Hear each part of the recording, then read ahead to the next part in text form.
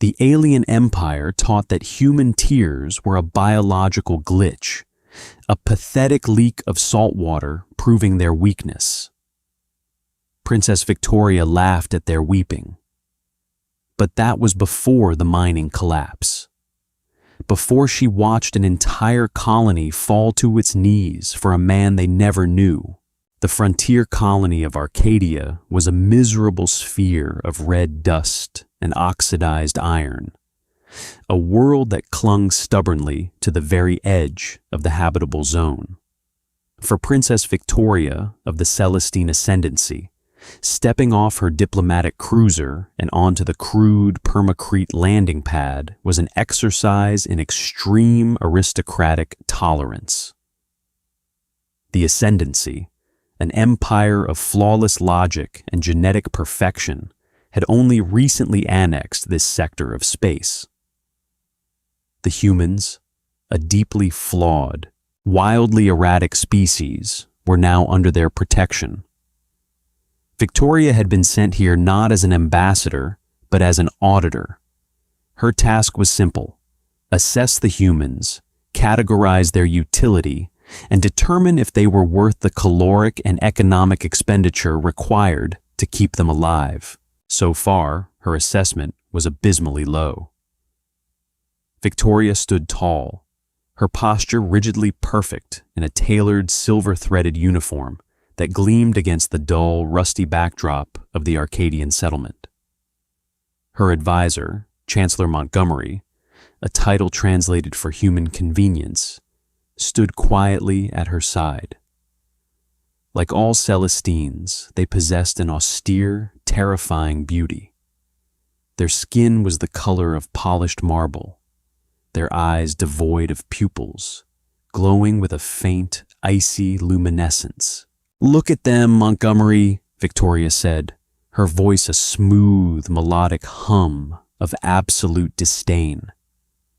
She gestured toward the spaceport's chain-link fence, where a crowd of humans had gathered. A heavy transport shuttle was preparing for liftoff, ferrying conscripted human laborers to a deep space refinery. Near the boarding ramp, a middle-aged woman was clutching a young man, presumably her son. The woman's face was contorted in a grotesque display of muscular spasms. Water was leaking from her optical sensors, streaming down her face, mixing with the red Arcadian dust to form streaks of mud on her cheeks. She was shaking, emitting choked, guttural sounds. "A biological malfunction," Montgomery noted, his glowing eyes tracking the woman's distress with clinical detachment. Humanity's emotional regulators are notoriously primitive. When subjected to stress, their lacrimal glands overproduce fluid. It serves no practical purpose. It obscures vision, dehydrates the organism, and signals vulnerability to predators. "It is revolting," Victoria said, laughing softly. It was a cold, crystalline sound. "Look at how she clings to him. He is leaving to fulfill a labor quota. It is an economic necessity. Yet she behaves as though he is being fed to a plasma incinerator. They leak water over the slightest deviation in their routine. It is a wonder they manage to claw their way out of their own solar system without drowning in their own weakness." Arthur Pendleton, the human planetary governor, stood a few paces away. He was a broad-shouldered man with a graying beard and tired eyes, wearing a faded environmental jacket. He cleared his throat, stepping forward carefully. He knew better than to disrespect the Ascendancy, but he also refused to lower his gaze. "It's called grief, Your Highness," Arthur said, his voice a steady, gravelly baritone. "Her son is going to the Jovian belts. The mortality rate out there is 30%. She knows there is a very real chance she will never see him again. The tears, they aren't a malfunction. It's how we process the weight of it." Victoria turned her pupilless gaze onto Arthur, her lips curling into a condescending smile. The weight of it, Governor Pendleton. If the mortality rate is 30%, then the logical response is to breed additional offspring to compensate for the statistical loss. Weeping expends energy. It changes nothing. It only broadcasts to the universe that you are fragile. A species governed by such wild, uncontrollable fluid leaks cannot be trusted with true power. Arthur tightened his jaw. He looked back at the mother and son, watching them share one final desperate embrace before the boy turned and walked up the ramp. You see fragility, Princess. We see it differently. Your perspective is irrelevant to reality, Victoria replied smoothly. The ascendancy conquered 1,000 worlds because we do not let sentiment cloud our judgment. If an asset is lost, it is replaced. If a limb is severed, it is cauterized. Your tears are an evolutionary anchor. They drag you down into the mud of your own feelings. She turned away from the boarding ramp, her silver cloak snapping in the dry, bitter wind. Show me the mining operations, Governor. I wish to see if your species is at least capable of swinging a pickaxe without crying over the rocks they break. Arthur said nothing, gesturing for the princess and her retinue to follow him toward the heavy rovers. Victoria walked with the unshakable confidence of a being who had never known fear, never known loss, and above all, had never shed a single tear in her entire existence. She was entirely convinced of human inferiority. They were soft, leaky, emotional creatures, barely fit for menial labor, but Arcadia was a harsh, unforgiving world, and it was about to teach the Princess of the Celestine Ascendancy a lesson in the terrifying physics of human emotion. The Sector 4 mining facility was a sprawling, brutalist scar cut directly into the planet's crust. It was the economic beating heart of Arcadia, tapping deep into the geothermal vents to extract rare isotopic compounds. The air here smelled of sulfur, ozone, and hot iron. Massive atmospheric processors roared ceaselessly, pumping breathable air down into a labyrinth of tunnels that extended miles beneath the surface. Princess Victoria observed the operation from the safety of the Overseer's elevated command center, flanked by Montgomery and Governor Arthur Pendleton. The screens in the command center flashed with geological data, tracking the movements of over 2,000 human miners working in the suffocating heat below. Inefficient, Victoria concluded, tracing a gloved finger over a structural schematic on the hollow table. You rely on physical labor where automated drones could increase output by 60%. The human biological frame is too susceptible to heat exhaustion, crushing injuries, and radiation. Drones are expensive, Your Highness, Arthur replied, his eyes fixed on the telemetry screens. Humans are cheap. That was the Ascendancy's ruling, not ours. Before Victoria could offer a sharp retort, the command center violently shuddered. A sound like the cracking of a titan's spine echoed up from the earth. The permacrete floor pitched sideways, sending data pads and coffee mugs crashing to the deck. Alarm shrieked instantly, painting the command center in strobing bloody red light. "Report!" Arthur roared, grabbing the edge of the hollow table to steady himself. "Seismic event in Sector 4, a technician shouted frantically, his hands flying across the control boards. "Massive tectonic shift. A magma pocket just collapsed underneath the main artery. Shaft 4 is gone. I repeat, Shaft 4 is gone." Victoria stood perfectly still, adjusting her posture. Her heart rate had not increased by a single beat. "Quantify gone," she ordered calmly. "The main support struts gave way," the technician stammered, wiping sweat from his forehead. "We have a catastrophic cave-in at level 12. Atmospheric processors are offline in that sector. The tunnels are flooding with carbon monoxide and geothermal heat. Casualties? Montgomery asked, his glowing eyes assessing the rapidly shifting data. Most of the shift was on meal break at level 8, Arthur said, analyzing the life sign monitors. But there's a crew stuck down at the bottom, level 12, 12 miners, including a junior apprentice, Toby Fisher. He's just 16. Arthur slammed his fist onto the console.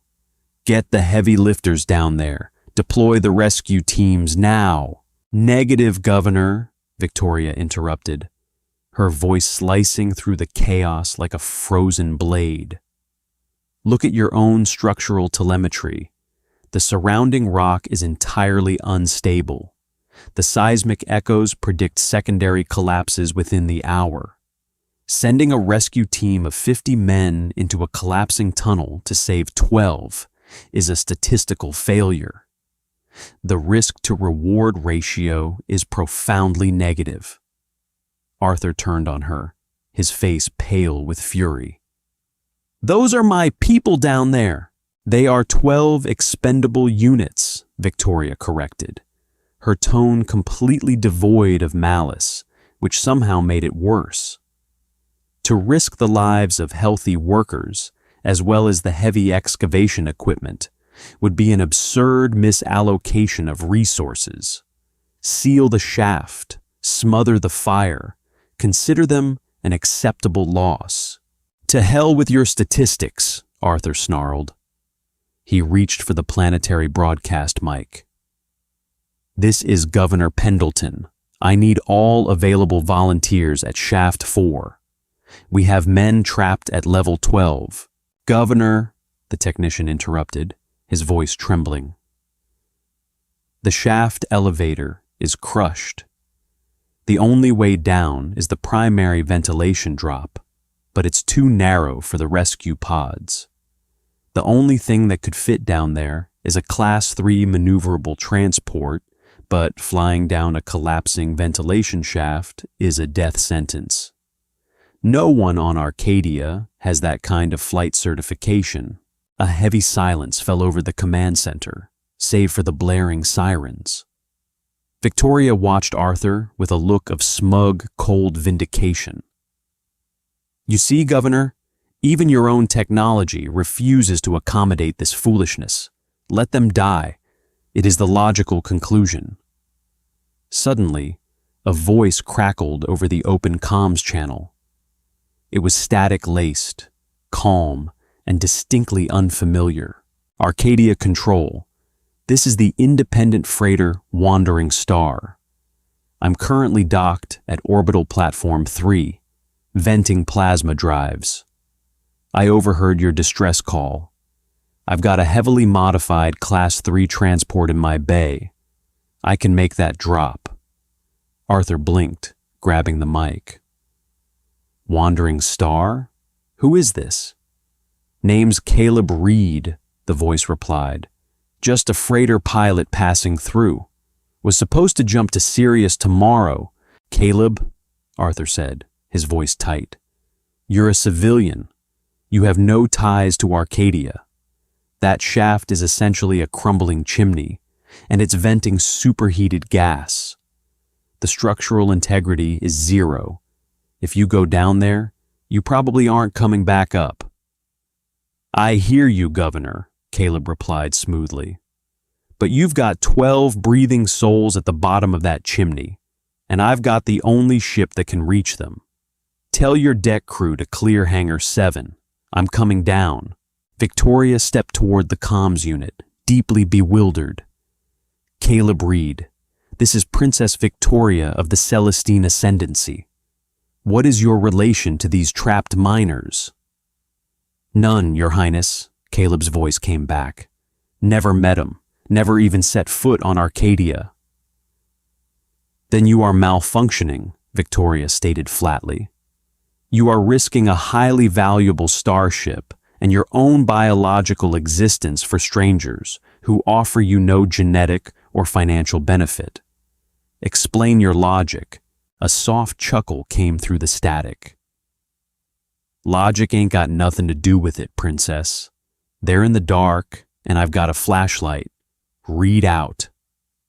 10 minutes later, a battered, deep blue transport ship dropped from the sky, its thrusters screaming as it dove straight into the gaping, smoking maw of Shaft 4. The command center watched in agonizing silence as Caleb's telemetry blipped on the screen.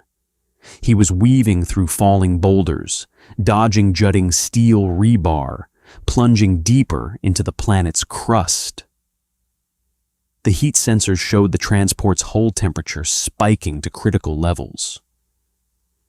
"He is destroying his own vessel," Montgomery murmured, genuinely baffled. "For what? For units he has never met?"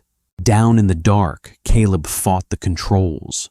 Sparks showered the cockpit. He reached level 12, forcing the nose of his ship into the rock wall to stabilize it against the tremors.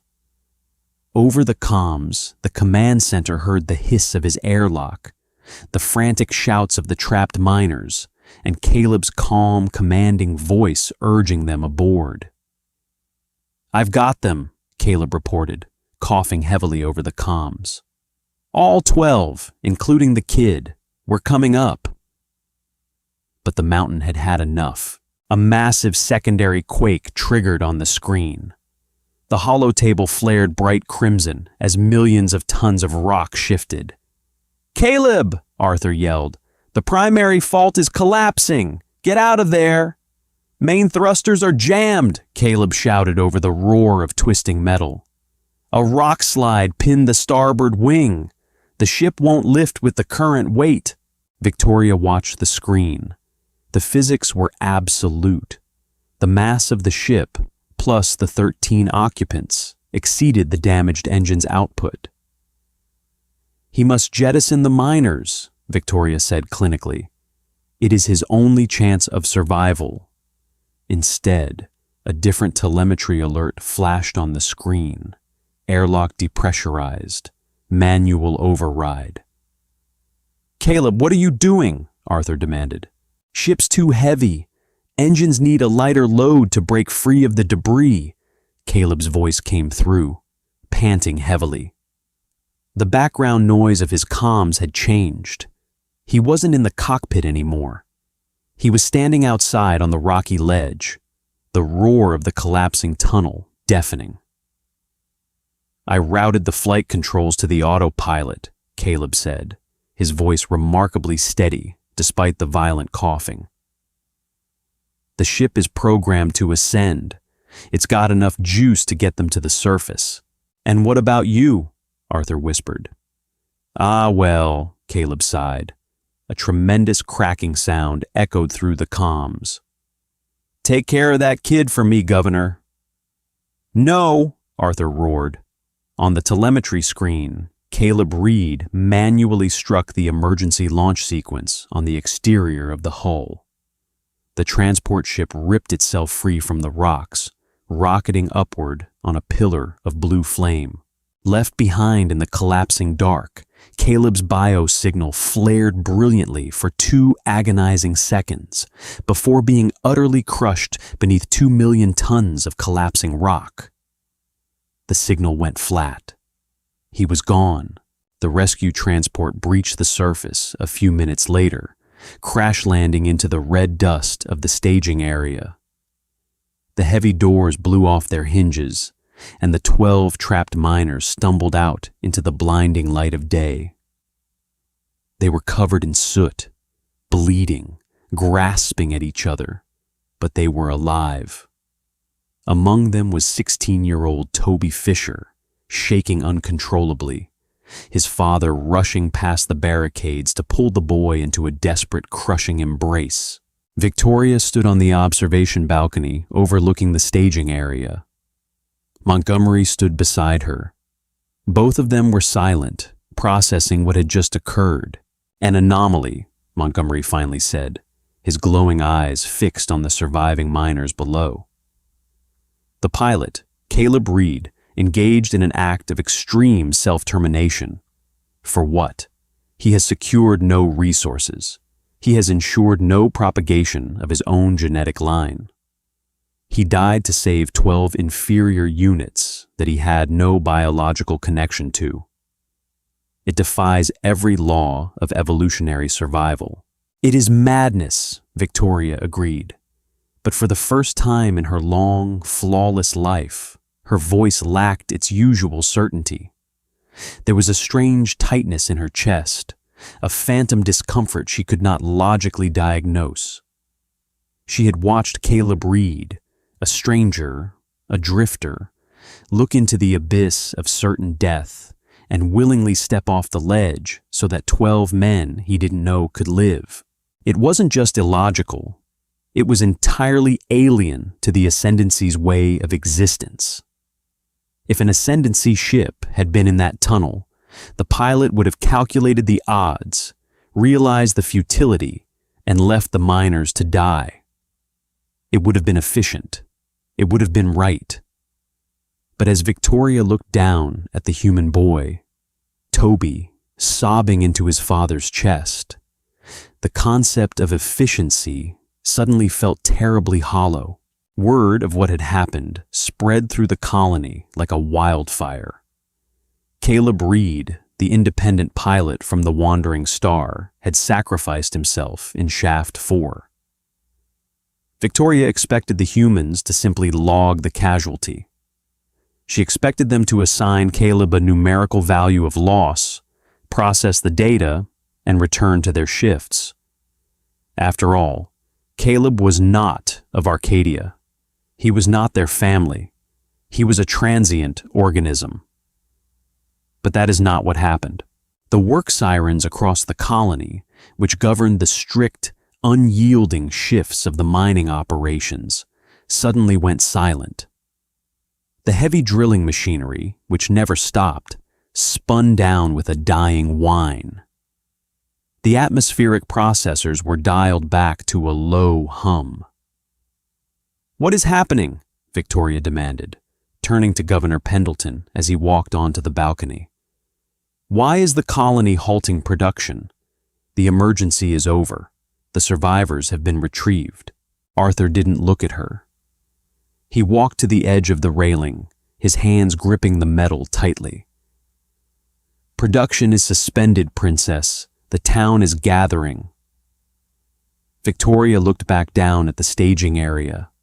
From every direction, from the processing plants, the residential hab blocks, the maintenance bays, humans were walking toward the Permacrete landing pad where Caleb's battered, empty ship rested.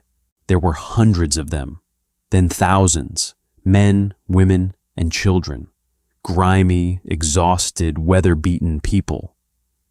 They formed a massive silent ring around the scorched transport vessel.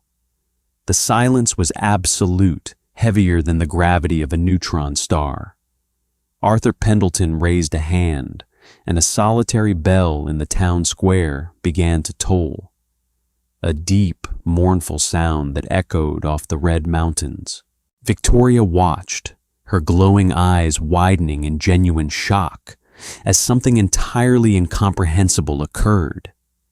In the center of the crowd, David Fisher, the father of the boy Caleb had saved, fell to his knees in the red dust. He bowed his head, his shoulders heaving, and he began to weep. It wasn't the frantic, panicked crying Victoria had seen at the spaceport. It was a deep, guttural sob that seemed to tear its way out of the man's soul.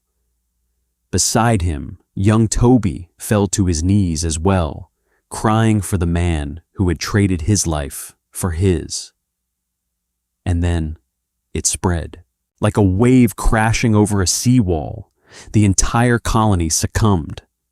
Thousands of humans, hardened miners who spent their lives breaking rocks in the dark, men and women who had endured famine, radiation, and the brutal boot of the Celestine Ascendancy, stood in the dust and wept. They cried for Caleb Reed, a man they had never spoken to, a man whose face they had never even seen, a man from a different star system who had no ties to them other than the shared, fragile thread of being human. The sound of their collective grief rose into the air, a raw, primal keening that vibrated against the metal of the observation balcony. It was a sound of unbearable pain, but beneath the pain there was something else, something terrifyingly powerful. They are leaking fluid, Montgomery whispered, taking a step back, visibly unnerved by the sheer scale of the display. Thousands of them, over a single disconnected unit. This is mass hysteria. It is a biological breakdown of the highest order. Victoria did not answer. She gripped the railing, staring down at the sea of bowing heads and trembling shoulders. She remembered her own words from that morning. Human tears are an evolutionary anchor, a leak of salt and water proving their inferiority. But as she watched the colony of Arcadia mourn a stranger, the architecture of her flawless logic began to violently fracture. She looked at the tears tracking through the dirt on David Fisher's face. She realized, with a sudden, chilling clarity, that the water leaking from their eyes was not a symptom of fragility. It was a biological bonding agent. It was the physical manifestation of an invisible, unbreakable network that connected every single human being to one another. When a Celestine Ascendancy soldier died, they were forgotten, replaced by a clone of equal value. They were isolated units, strong individually, but entirely alone in the universe. But humans were different.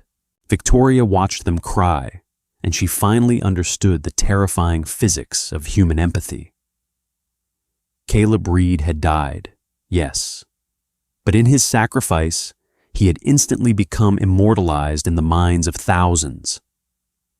The grief they felt was the rapid, aggressive absorption of Caleb's memory into the collective whole. Because they could cry for a stranger, they would die for a stranger. Because they could feel the pain of a man they never knew, they would never truly be broken. You could crush a human beneath 2 million tons of rock, but you could not sever the tether that bound him to his species. The tears were not weakness. They were the very reason humanity had survived the dark, the cold, and the infinite void of space. They were the ultimate survival mechanism, a fierce, defiant love that rejected the cold logic of the universe. "Princess?" Montgomery asked, his voice wavering slightly. "Shall I order the peacekeepers to disperse the crowd? They are violating the labor curfew." Victoria stood frozen, her chest rising and falling in shallow, erratic breaths. She looked at Montgomery, seeing his cold, glowing eyes, his perfect, unfeeling face. For the first time in her existence, he looked profoundly small to her. "No," Victoria whispered, her voice barely audible over the sound of 1,000 weeping humans. She reached up, her perfectly manicured hand trembling, and touched her own cheek. Her skin was dry, smooth, flawless. She had never felt so utterly, terrifyingly inferior. "Let them mourn," Princess Victoria commanded softly, her gaze locked on the ruined transport ship. "And pray to whatever gods still listen, that they never decide to hate us as fiercely as they love each other." The mourning of Arcadia did not last a few minutes, nor did it neatly pack itself away when the work sirens automatically attempted to resume the afternoon shifts. It stretched into the twilight cycle. The heavy dust of the planet settled over the silent machinery, and the human colony stood shoulder to shoulder around the scorched remnants of Caleb Reed's ship. They lit chemical flares, casting long, flickering shadows across the permacrete. Inside the Overseer's elevated command center, The atmosphere was suffocatingly tense. Chancellor Montgomery paced the polished floor, his glowing eyes pulsing with a dangerous rhythm. He was rapidly inputting data into a long-range communication console, compiling a punitive report for the Ascendancy High Command. 3 hours, Montgomery hissed, his voice devoid of its usual placid hum. They have ceased economic output for 3 hours over a singular biological loss. The financial deficit is compounding by the minute. This is no longer an emotional malfunction, Your Highness. This is a deliberate breach of the colonial charter. It is an economic rebellion. Princess Victoria stood by the reinforced glass, her back to Montgomery. She had not moved since the humans began to weep. She watched the flares burning below, small beacons of illogical warmth in a galaxy her people had spent millennia trying to freeze into perfect mathematical order. "Let them be, Montgomery," Victoria said, her voice unusually quiet. Montgomery stopped pacing. He turned his blank, terrifying face toward her. "I beg your pardon, Princess. The High Command requires an immediate stabilization of the Arcadian output. Admiral Reginald Hayes of the 7th Orbital Fleet has already been notified of the production halt. He is authorizing the deployment of enforcer drones to disperse the crowd and drive them back into the secondary shafts." Victoria finally turned around. The silver threads of her uniform caught the harsh emergency lighting of the command center, but her posture had lost its rigid, aristocratic edge. "You will cancel that authorization immediately." "I cannot do that," Montgomery replied smoothly, though there was a razor-thin edge of warning in his tone. "The Ascendancy does not negotiate with broken machinery. If a gear stops turning, you apply force. If it resists, you replace it. They must be reminded of their place. They are livestock. We are the shepherds." "They are not livestock," Victoria snapped, the sudden volume of her voice shocking even herself.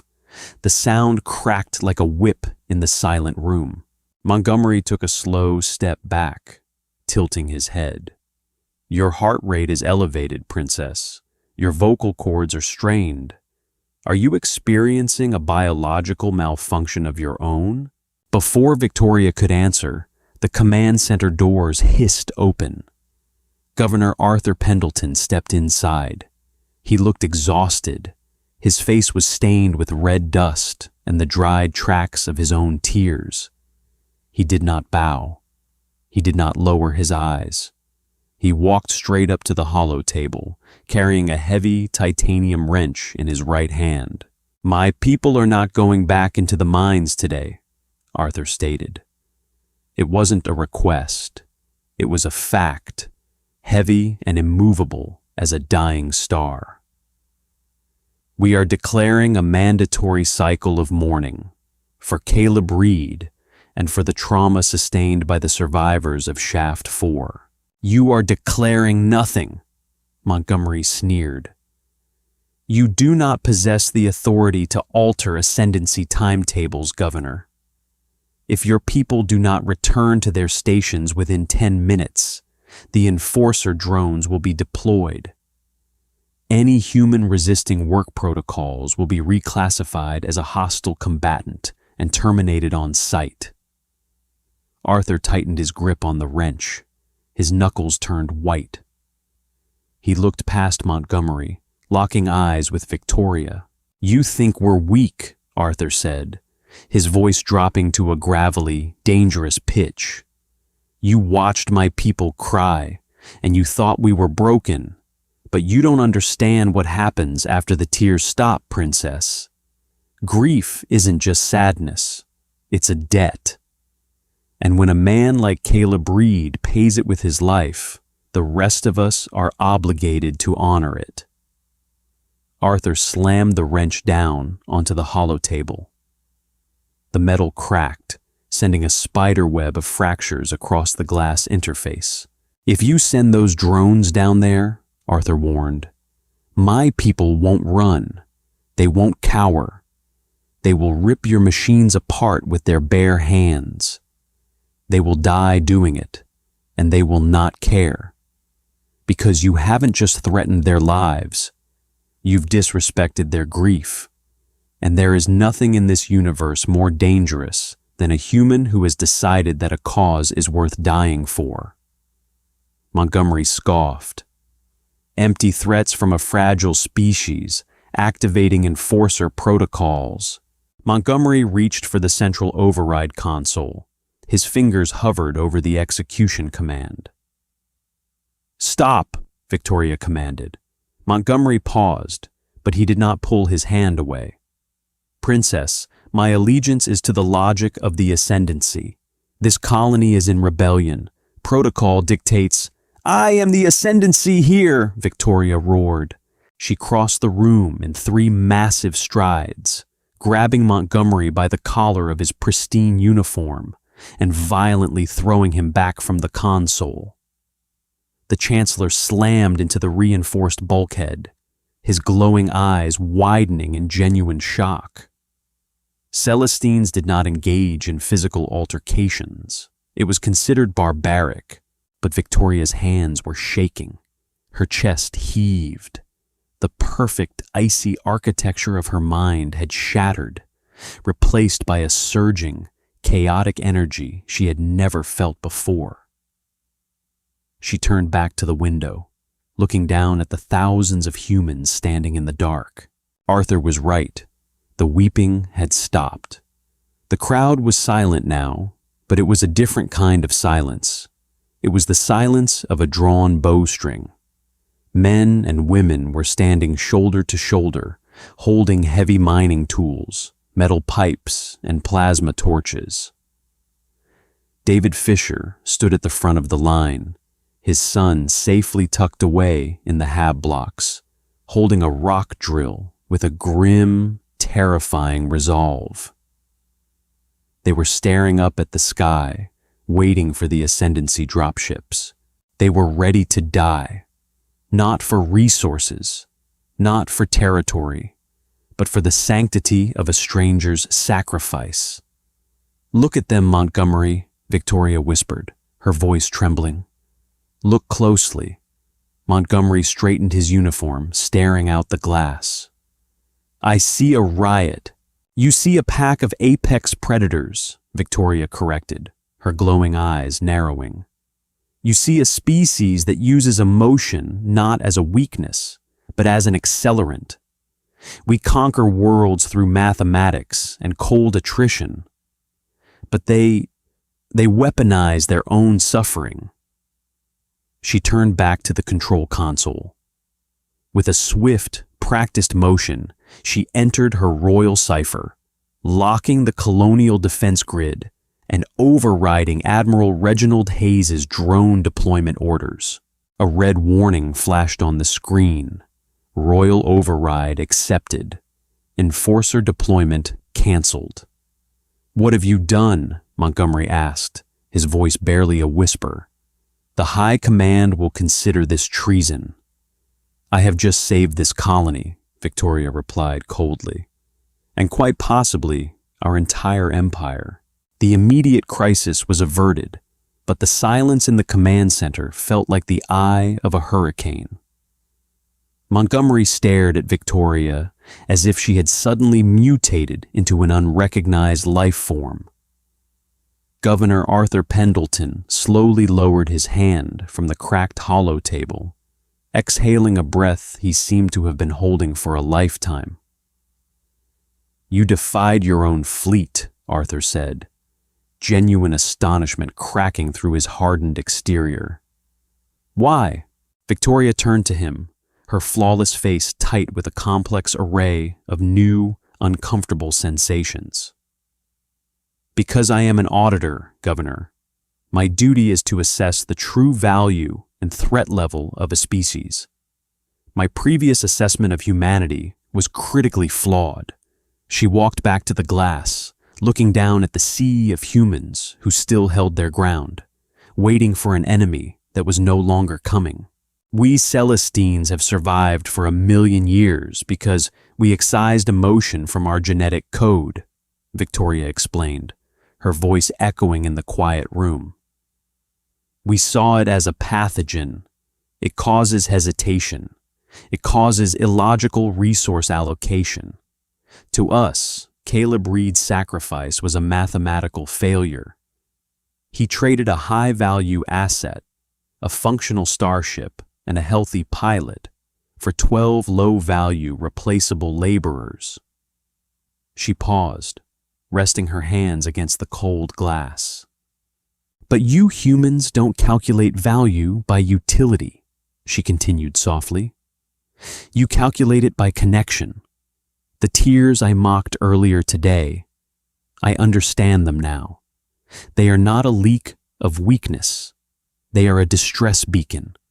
When one of you hurts, the signal goes out, and the rest of you rush in to absorb the blow. It is a biological shield that spans your entire species. Victoria turned back to Arthur, her glowing eyes piercing through him. If I had allowed Montgomery to drop those enforcers today, you would have fought back, and you would have lost. But the footage of your massacre would have reached the human core worlds. Earth, Mars, Centauri. They would have seen you die defending the memory of a stranger. And they would have wept for you. Arthur nodded slowly. Yes, they would have.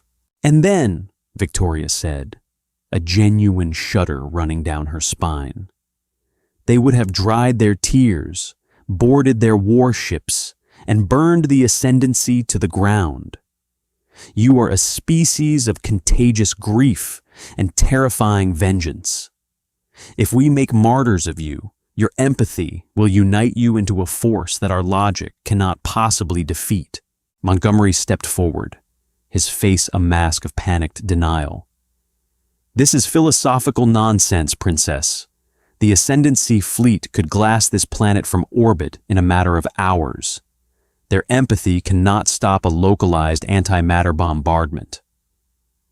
No, Victoria agreed. It cannot. But they wouldn't stop fighting until every last Celestine was dead. And I refuse to initiate a war of extinction over a mining quota. Victoria approached the communication terminal. She opened a direct, encrypted channel to Admiral Reginald Hayes aboard the orbital dreadnought. The screen flared to life, revealing the stern, pale face of the Ascendancy Admiral. Princess Victoria, Reginald said, his voice clipped and impatient. I am seeing a royal override on my deployment authorization. Explain this breach of protocol. The Arcadian laborers are in defiance of their contracts. There is no defiance, Admiral, Victoria lied smoothly, her voice a perfect, melodic hum of absolute authority. The structural collapse at Shaft 4 resulted in massive toxic outgassing. The colony is currently locked down for biological decontamination. The workers are gathered at the staging area, awaiting medical clearance. Sending enforcer drones into the hazard zone would compromise the machinery. Reginald narrowed his eyes.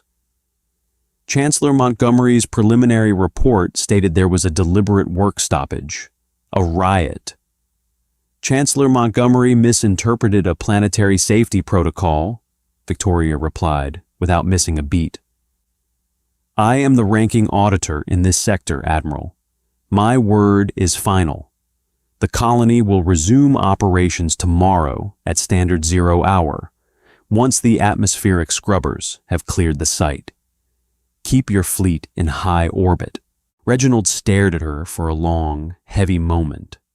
The Ascendancy did not question royalty easily, but there was suspicion in his icy gaze.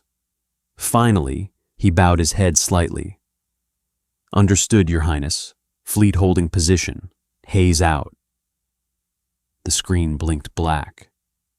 Montgomery looked at Victoria in utter horror. You lied to the High Command. You covered up a human rebellion. I prevented a slaughter, Victoria corrected sharply. She pointed a long, slender finger at the Chancellor.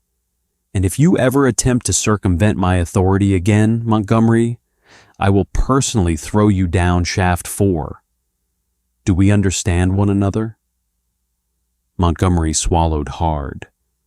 The absolute predatory certainty in her voice was entirely un-Celestine, yet deeply terrifying. Yes, Your Highness. Victoria turned her attention back to Arthur Pendleton. Stand your people down, Governor. Tell them the threat has passed. They have their mandatory cycle of mourning. Arthur studied her, the hostility slowly draining from his broad shoulders. He looked at the cracked wrench on the table, then back up at the alien princess who had just risked her entire position for a world of dirt and dust. You aren't what I expected, Princess, Arthur said quietly. Neither are you, Governor, Victoria replied, walking toward the heavy blast doors. She paused in the threshold, looking back one last time. Bury Caleb Reed with honor. Build a monument out of his ship, if you wish. Let it stand as a reminder. A reminder of what? Arthur asked. Victoria offered a faint, almost imperceptible smile. It was the first genuine expression she had ever worn, that there are forces in this universe far more powerful than logic, she said softly, and that I would rather have humanity as a partner than as a weeping, vengeful enemy. With a sweep of her silver cloak, Princess Victoria of the Celestine Ascendancy walked out of the command center, leaving the human governor alone with his victory. Down in the red dust of Arcadia, the chemical flares continued to burn. The humans stood together in the dark, mourning the man who had fallen from the stars to save their sons. They were flawed, they were fragile, and they leaked water when their hearts broke. But as the Ascendancy fleet silently held its fire in the cold void above, the galaxy learned a terrifying truth. Never make a human cry. Because the tears are just the fuel, and what comes after the tears is fire. And that's the story of how a species of cold logic learned to fear the very thing they mocked: human tears.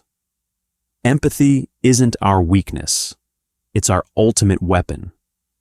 If you enjoyed this journey to Arcadia and want more epic sci-fi tales where humanity's spirit defies the stars, smash that like button, share this video with your friends, and don't forget to subscribe. Hit the bell icon so you never miss another HFY drama. Stay strong, humans.